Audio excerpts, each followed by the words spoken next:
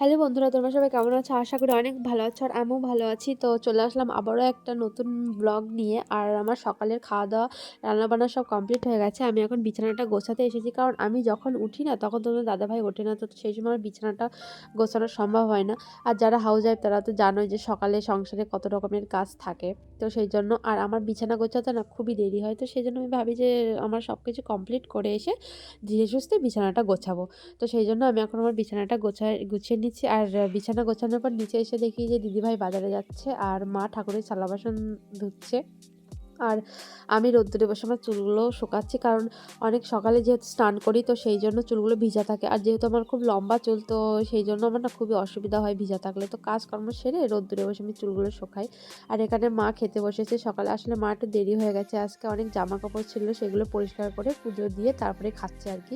আর এখানে আমি দুপুরে রান্না বসিয়ে দিয়েছি। এই যে ডাল হচ্ছে, ডাল করবো বাঁধাকপি।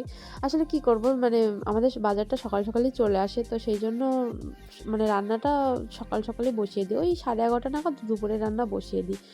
আর এদিকে ডাল হয়ে গেছে, এদিকে বাঁধাকপি এবার হবে। আর বাঁধাকপি রান্না করতে করতে দেখি মা বাজার থেকে চলে এসেছে। আসলে মা একটু বাজারে গেছিলো, এসে দেখে আমাকে ডাকছে। তো আমি দৌড়ে এসে দেখি মা আমার জন্য একটা ব্লাউজ কিনে নিয়ে এসেছে। আসলে আমার এই জিনিসগুলো না খুবই ভালো লাগে, কারণ মা যখনই বাজারে যাক না কেন আমার জন্য কিছু না কিছু কিনে নিয়ে আসে।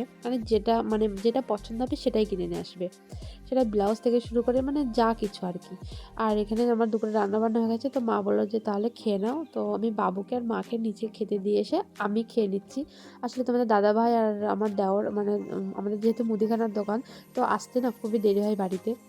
তো তোমাদের দাদাভাই বলে যে অপেক্ষা করে থাকতে হবে না, তুমি খেয়ে নেবে।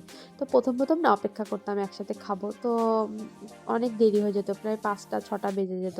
তো তোমার দাদাভাই বলে যে খেয়ে নেবে। আর আমার না ঠিক মতো না খেলে না শরীর খারাপ হয় এই আর কি। আর সেদিন খেতে খেতে দেখি তোমার দাদাভাইও চলে এসেছে। তাই আমি বললাম যে তাহলে একসাথেই বসতাম। তো তোমাদের দাদাভাই বললো যে ঠিক আছে, কোনো ব্যাপার না, তুমি খাও। আর এই যে সেই তো টেবিলে দেখবে আগে কী রান্না বান্না হয়েছে, যদি পছন্দ হয় তাহলে খেতে বসে যাবে, যদি না পছন্দ হয় তো বসবে না। আর আমি খেয়ে দিয়ে দেখি মা আমাকে ডাকছে, নিচে এসে মাকে রেডি করিয়ে দিলাম, কাপড়টা পরিয়ে দিলাম।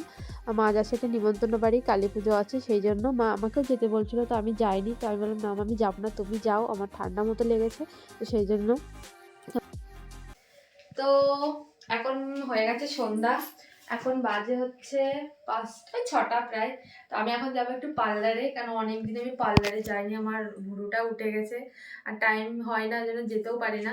তো আজকে একটু টাইম হলো, তাই বড়মশাইকে বললাম আমাকে একটু পার্লারে নিয়ে যেতে। তো চলো যাওয়া যাক। আর এই যে আমরা বেরিয়ে পড়েছি এখন বাড়ি থেকে। আর আমি না পার্লারে গিয়ে আর ভিডিও করিনি, কারণ দিদিভাই কি ভাববে সেই জন্য। আর আমাদের একটু পার্সোনাল কাজও ছিল বাজারে, সেই জন্য আমি আর ভিডিও করিনি। তো যাওয়ার সময় শুধু ভিডিওটুকু করেছিলাম। আর একটু চপের দোকান থেকে ভিডিও করেছিলাম। আর এই যে চপ এনে বাড়িতে বসে খাচ্ছি। আর আমার না ভাজা পোড়া খেতে খুবই ভালো লাগে। আর তোমাদের দাদাভাইয়েরও একই সেম। আর আমাদের না কোথাও ঘুরতে গেলে না কোনো প্রবলেম হয় না, কারণ আমিও খেতে ভালোবাসি, তোমাদের দাদাভাইও খেতে ভালোবাসে। তো সেই জন্য আর আমার না চপ খেলে একটু পরে প্রবলেম হয়। তো তোমাদের দাদাভাই ওই জন্য বলছে যে খাও যেন সমস্যার কথা বলো না, মানে একটু গ্যাসের প্রবলেম হয় আর কি। তারপরে যে আমি চা করে নিয়ে এসেছিলাম চপ খাওয়ার পরে। আর এখানে আমরা 3জন মিলে চা খাচ্ছি আর গল্প করছিলাম। তো আজকের ভিডিওটা এইটুকুই রাখছি। আর আশা করি তোমাদের খুব ভালো লাগবে। তো দেখা হবে পরের আরও একটা নতুন ভিডিওতে। ততক্ষণ তোমরা ভালো থেকো, সুস্থ থেকো। আর ভালো লাগলে আমার চ্যানেলটিকে সাবস্ক্রাইব করে দিও। বাই।